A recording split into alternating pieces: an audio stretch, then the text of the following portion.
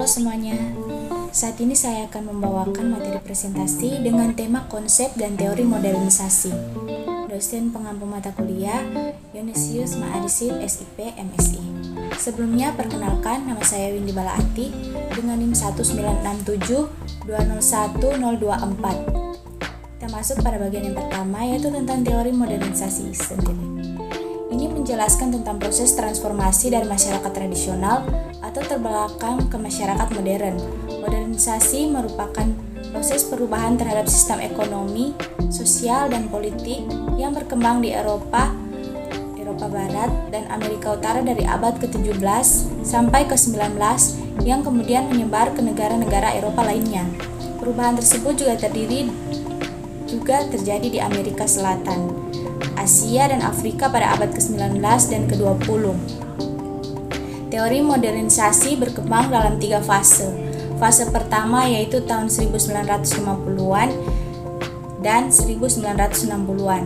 Fase kedua tahun 1970-an dan tahun 1980-an. Fase yang ketiga yaitu pada tahun 1990-an.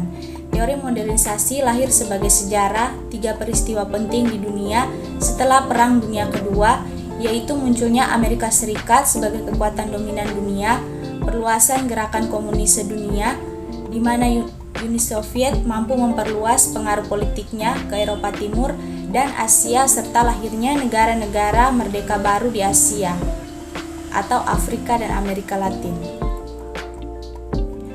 Menurut Walt Whitman, Rostow mengidentifikasi bahwa ada 5 tahapan dalam modernisasi, yaitu 1. Masyarakat tradisional.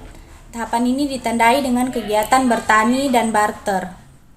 2. Persiapan untuk tinggal. Landas tahapan ini ditandai dengan adanya spesialisasi, produksi barang, dan perdagangan. Selain itu, infrastruktur transportasi dikembangkan untuk mendukung perdagangan. Tahapan ini pada akhirnya mendorong adanya investasi. Ketiga, tinggal landas. Pada tahapan ini terjadi peningkatan industrialisasi dan ekonomi beralih dari pertanian ke manufaktur. Yang keempat, menuju kematangan. Pada tahap ini terjadi diversifikasi ekonomi ke daerah baru dan sedikit ketergantungan pada impor. Yang terakhir, konsumsi massal. Pada tahap ini ekonomi menuju konsumsi massal dan pelayanan di sektor jasa semakin mendominasi. Kemudian, asumsi teori modernisasi. Lahirnya teori modernisasi tidak lepas dari 2 asumsi sebagai berikut, yaitu yang pertama berasal dari metafora. Teori evolusi teori modernisasi tidak lepas dari adanya teori evolusi. Teori modernisasi menjadi babak kehidupan yang bersifat homogen di mana terjadi proses kehidupan bertahap tanpa ada usaha mundur. Artinya modernisasi membawa perubahan yang progresif dan memerlukan waktu panjang. Kemudian asumsi fungsionalisme. Berdasarkan asumsi fungsionalisme, teori modernisasi lahir sebagai pola pikir yang sistematik.